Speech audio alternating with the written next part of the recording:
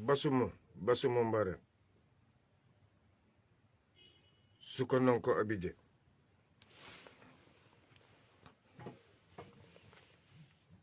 Il faut qu'on soit clair. Il faut que tout soit clair. Il faut qu'on aille vers une nouvelle vision. Vers une seule vision. C'est la fédération du Sahel qui concerne le Mali, le Burkina, le Niger, dont le Sénégal doit en faire partie. Là, je suis très nerveux. C'est logique. Parce qu'il y a beaucoup de mythomanes au Sénégal. Et il y a beaucoup de mensonges au Sénégal. Énormément de mensonges au Sénégal. Et vous, peuple français, avant de démarrer le live avec mes parents sénégalais, vous, peuple français, vous, gouvernement français, si ce n'était pas la violence ou la guerre, vous n'allez jamais avoir votre autonomie. Si ce n'était pas les militaires, vous n'allez jamais avoir votre autonomie. Il n'est plus l'heure de nous imposer un président de la République. Certes, on a des gouvernants faibles. Mais vos gouvernants, votre président, à petit pénis, petit cul, qui baise à gauche, à droite, le grand mot que tout le monde refuse, jusqu'à coller Ousmane Sonko sur votre presse, qu'il est contre les PD, patati patata, Ousmane Sonko, on s'en fout. C'est le peuple sénégalais qui est contre les PD, surtout les PD comme Emmanuel Macron. Voilà, point. Il n'y a pas de midi à 15h pour calculer. Ou de rentrer sur les détails de cas là, moi je ne suis pas sur ça, je suis direct dans mes propos. Je ne passe pas par quatre chemins. C'est vous qui avez un président à débattre. C'est la France qui a un président qui se l'a fait à double tour. C'est la France qui a un président composé de la putanerie africaine, qui est Macky Sall et Alassane Ouattara, qui ne servent que des testicules, rien d'autre que ça. Vous pensez que la France, parce qu'ils ont perdu le Mali, parce que la France a perdu le Burkina, parce que la France a perdu le Niger,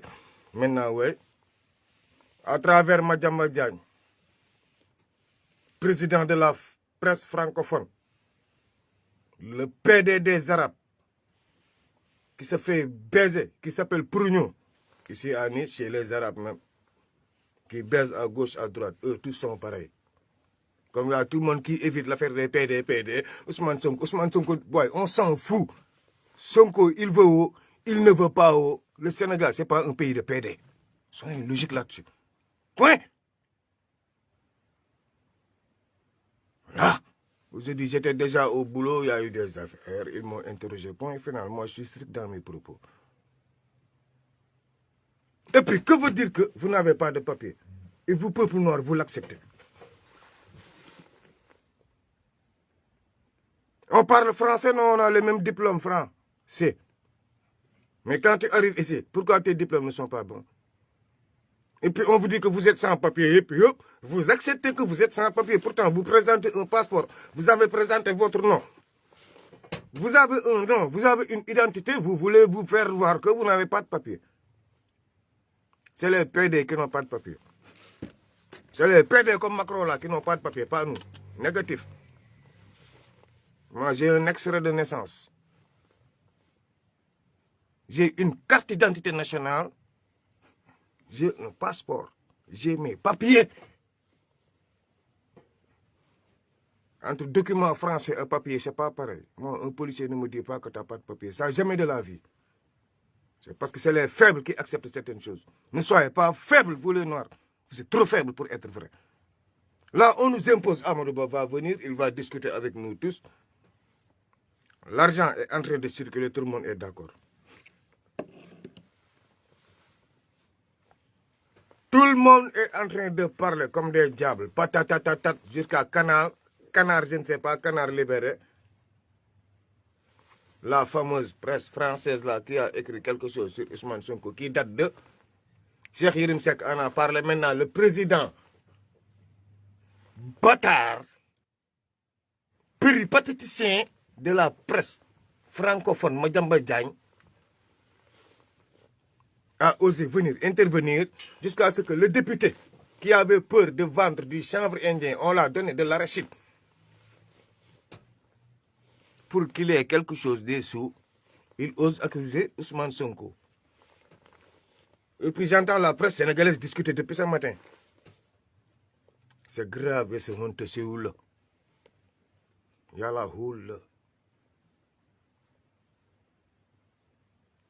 France, nous avons un État faible au Sénégal, certes. Raison pour laquelle ce gouvernement-là fait ce qu'il veut. Et puis les hommes d'État sont là dans le silence absolu. Cheikh Yérim Seck, Pawlish Mbaye a plus de valeur que vous. Cheikh Yérim Seck, Madiambal Diagne, l'autre qui, Farba Senghor, qui, non, le député menteur là. Pawlish, loo ragal yàlla na ko yàlla dàqal booy man heureusement que sama boy nga parce que yow da nga ñëw fenoo benn Sénégalais. Il n'a jamais menti ce petit là, c'est mon petit. Il n'a jamais menti. Non, vérifie. Il n'a jamais menti.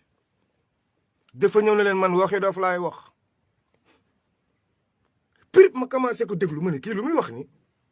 mu ne waxi dof laay wax ma ne kii lu muy wax ma ne karet ma corrigé booy bi rek. émission bu muy def ma déglu ko mais ma gis ne ñun suñuy élite ñun ñu yaakaar ne ñoo ñuy tekkiloo c'est fils de pute. Pawlish moo leen gën ndax ñoom dañuy toog di fen te Pawlish fenul. Un ministre de la République buy toog émission 2 heures de temps di tuul te Pawlish mosul toog téléphone Pawlish leen gën booy loo ragal yàlla na ko yàlla dàqal ku la pis na bëtu ndayam toj.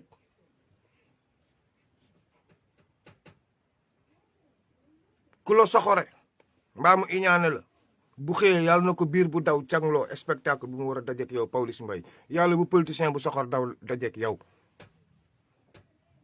ndax yow waxoo waxi dof da nga doon yee nit ñi ne ko politiciens yi waxi dof lañ leen ni wax moo tax Assane Mesere booy jërëjëf saa yi dama lay déglu ma ree Cheikh Bara Ndiaye waaw au fond léegi mun naa la déglu parce que gis naa ne ndekk politiciens yi bëri yaa leen gën taxaw c'est très damay xool ma ne non xool leen Pawlish li mu wax waxu dof laay wax léegi xoolal politiciens yi waxi dof la ñuy wax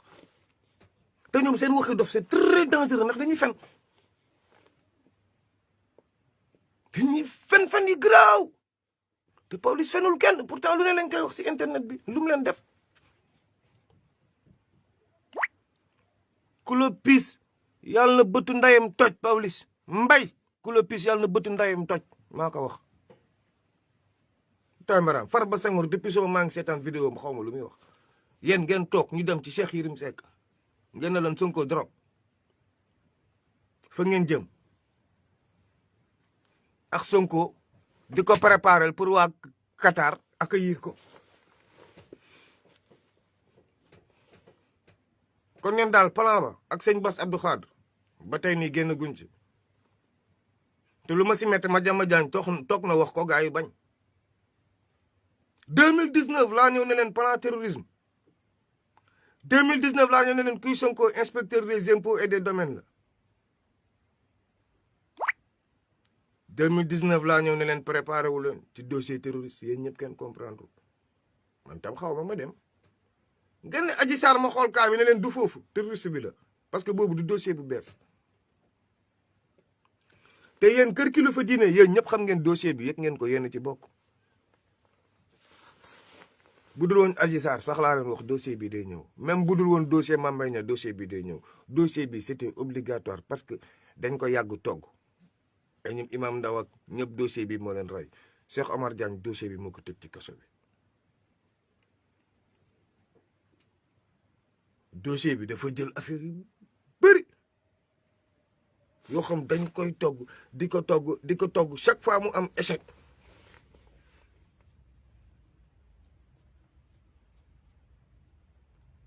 Cheikh Yérim commissaire Cheikhna Keita sañul génn dëggal la 12 milliards bi ngeen wax noonu xam nga lu ma metti li Macky Sall defoon yëpp ñoom Youssou Touré li ñu doon def yëpp ñun li ñu doon def yëpp dañ jël di ko collé waa Pastef te man ma xam ne waa Pastef ay ngandam day dofu innocent lañ ils n'ont rien compris dans la politique te mu may xool ne Macky Sall li mu doon def la jël étiquette yi rek lay jël di leen ko taf maa xam nga ne Macky Sall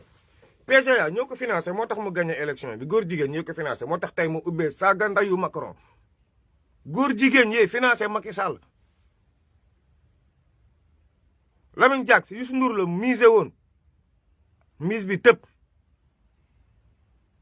ndax kenn validé wul woon candidature Youssou Ndour mu dóor moonin bi fii dañuy dóor vay élection lañ toll ku dóorul dootoo dóor point mais Macky Sall sama aqulaay taala lay wax góor jigéen yee ko fal moo tax mosuma am kattan wala doole wax ci affaire góor jigéen jamais dama naan teg concentré wu xam li ma xam parce que ay nit lañ mais ñooñu nag bu ñu bëggee ñëw tey ba ne tey Ousmane Sonko tey boo ko cofalee góor jigéen rek mu jeex heureusement bi oustaz yi doon manifester affaire góor jigéen Ousmane Sonko participé wul heureusement ak ñi bokk si waa kër Ousmane Sonko kan moo participé woon si marche góor jigéen boobu vérifié leen ma vidéo yooyu ñoom bu dee ñoo fas yéene gàddu xeex bi Amadou Ba mu ngi ñëw te day waxtaan si de li raw li Macky signé Amadou Ba da koy signé de te politique dëgg neex yàlla bu njëkk jàngalekat yi ñoo doon politique Victor Soumemba Diatta enseignant Émile Badiane enseignant Léopold Senghor enseignant Lamine Gueye enseignant Ablaye Wade enseignant Sëñ Mansour Sy borom daara ji enseignant Cheikh Tidiane Sy enseignant ñoom ñëpp ay jàngalekat lañu woon bu ñu génnee wax rek dañ lay jàngal loolay enseignant mais ñoom ñëpp dañ leen laal seen fonction mos nañu jàngale école Senghor lan la leen waxoon yéen ñi nekk impôt et domaine trésor public papay Abdou Diouf ni mu defoon sàcc dëggoon dëpp kees maire ku ma dem boole ko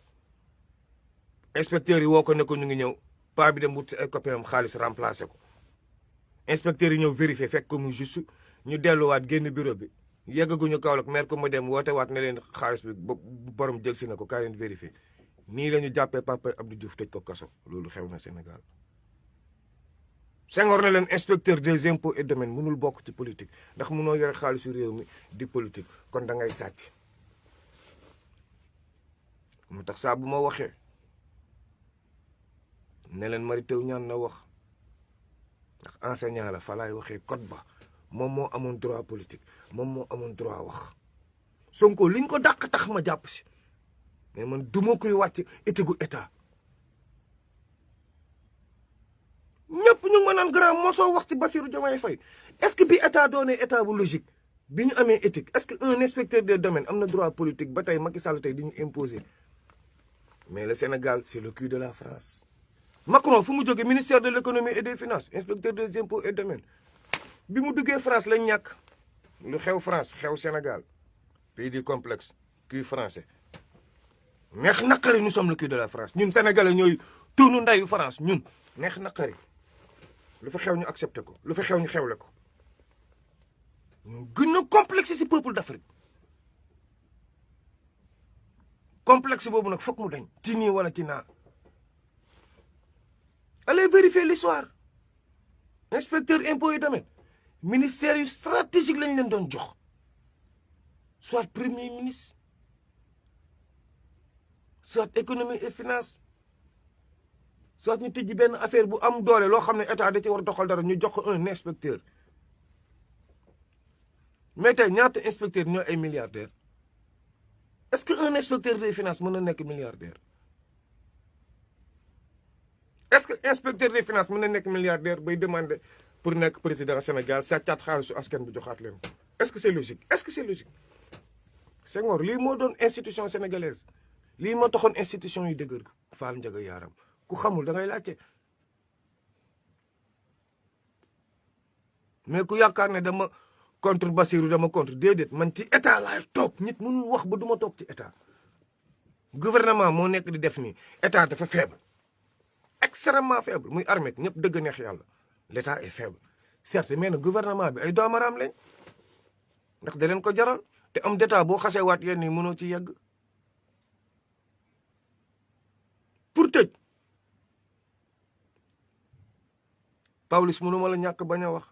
barki Sëñ Tuubaa sama boy loo ragal yàlla na ko yàlla dàqal man tey Farba Ngom tey dem ko déglu non Farba Senghor depuis suba maa ngi koy déglu ak Mamy Samb sincèrement depuis ce matin j'écoute Farba Senghor mais man je n'arrive pas à comprendre kii nu mënoon nekk ministre man daal j'ai des problèmes dans mon pays ba pare député bi itam toog assemblée wax bi kenn convoqué ko man j'ai de sérieux problèmes sincèrement j'ai des problèmes nii tey moom j'ai des problèmes ba pare xëy police ñëw merde je ne comprends pas ce qui se passe nii comment Farba Senghor mi mu nekk fii Sénégal pendant 12 ans d'affilée Farba Senghor nii di gérer lépp di ñu saaga di def lu ko neex tey mu toog nii tey si télé bi nii di plané ba moom mu xam ne mu ngi plané te ñun ñu non gars yi déedéet député bi comment mu mun wax Moustapha Cissé Lo wax Cheikh Yérim Seck toog fen yéen ñëpp ñëw tàkk moo tax tey Tahirou Sarr booy merci man mii ne la bu Sonko bokkee dinaa def tout mon possible yaay nekk suñu ministre de l'intérieur Maïmouna Ndour Faye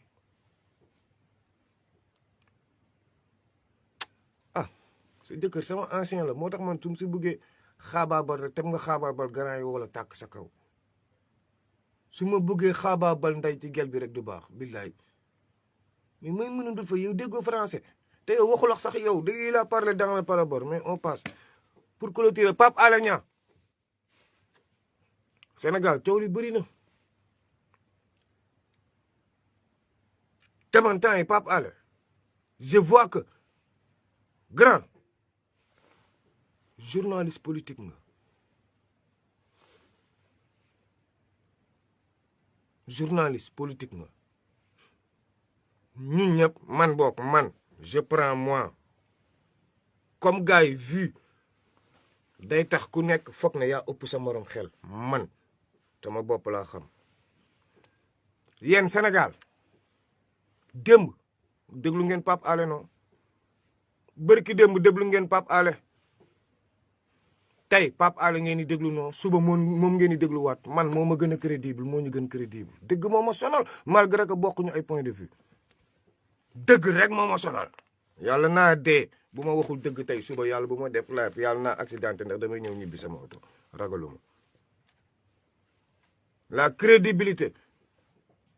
man du ma ko discuter moom mi toog Sénégal di ko fayet du ma ko discuter non négatif lenn rek laa koy reproché temps yi mu ngi far te man dama xamoon Pape Alé bu tëddee njaaxaanaay équilibré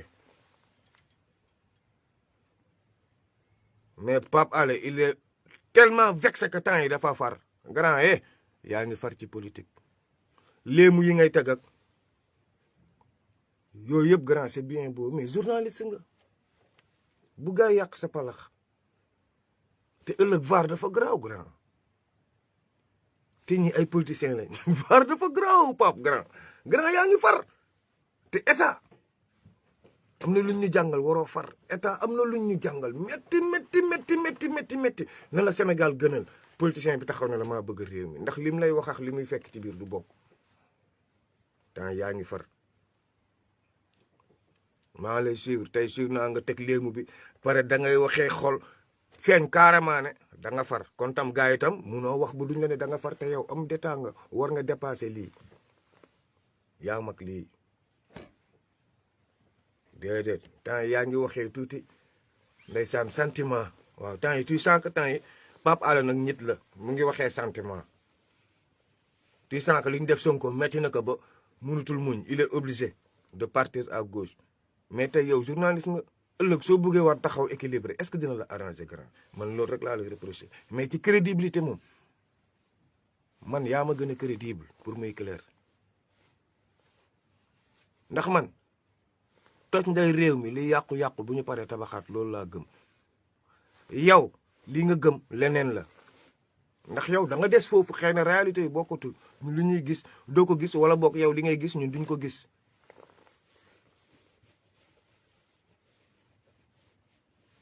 mais nag yaa ngi far de grand teggi sa tànk tuuti yaa ngi far reviens à la presse dooma jamba jaañ grand dooma jamba jaañ xam naa bu baax fi may waxee ëllëg état bi day changé Abdoulaye Wade bu doon nii nga comporté woo tey doo mun wax si Macky demoon nga ba man mii sama bopp doon naa wax ne grand bii Moustapha Niasse moo koy financé yàlla xam na ko Pape Alé 2011 ñun ñëpp dañ na woon Moustapha Niasse moo koy financé nay leer pour lan Moustapha Niasse faluwul pour lan émission yu bëri Macky Sall daan invité te ñun ñëpp daan ko jiñ ci suuf ci pet bu ñu daan ñëw enquête ni kii ñun waa kër Macky la ñu woon mais ñun ñoo daan ñëw ne Pape Alé Moustapha Niasse koy financé aywa man Pape Alé boobu laa xamoon tey xam nga tey Pape Alé tey fan laa ko doon comprendre ñu naan waaye Pape Alé mimi la faral non Pape Alé Sonko la faral non Pape Alé ki la faral voilà mais nag li ñu def Sonko ñëpp seetaan ko tam gor yi tam dañuy jël doole ñëpp porté ko moom kese fa seeni xeex man li ma leen waxoon laa leen di waxaat duma koy campagnal Bassirou Diomaye Faye foofu maa ngi fa Sonko ou rien c'est simple mais tey Sonko bu ne woon tey Pape Alé man li ma xam si Pape Alé homme d'état xam naa ne buñ ko ne woon yow la buñ ko ne waaw bu defee 6 mois moom mu démissionné ñu organiser waat élection le temps ñu réglé waat dëkk bi man loolu xam naa ne Pape Alé sañ na ko mais tey un inspecteur impôt et domaine bu dugg ci politique te man bi may jàng politique 94 95 maire Seynabou Ndiaye mu ngi dund ba tey moo ma formé dañu jàngal ne inspecteur impôt et domaine du politique inspecteur impôt et domaine warul bokk ci loolu ndax yaa géré réew da nga war a équilibré militaire dafa war a équilibré mais tey kan moo équilibré Sénégal militaire yee ngi ci parti yi di gendarme yee ngi ci parti yi douane yee ngi ci parti yi politique waay dëkk bi toj na basuma mbare su ko non ko abidé iba famale co dëkk bee toj père Mamadou Lamine Loum suñu baay bu baax bi Mary Teuw Niane ñun suñu intellectuel c'est Sénégal ndeysaan ba tey ndaanaan yaa ngi fi Dambodj suñu grand félicitation man moom daa am ñoo xam ne mënu ma leen ñàkk tëb léegi moom c'est impossible félicitation ñoom daam ak yéen ñëpp félicitation protocole de Rabat nag am na lu fa xew lu rëy loo xam ne daal mais on passe ça ne nous regarde pas Sonko moo ñu regarder incha allah basuma mbare su ko non ko abidé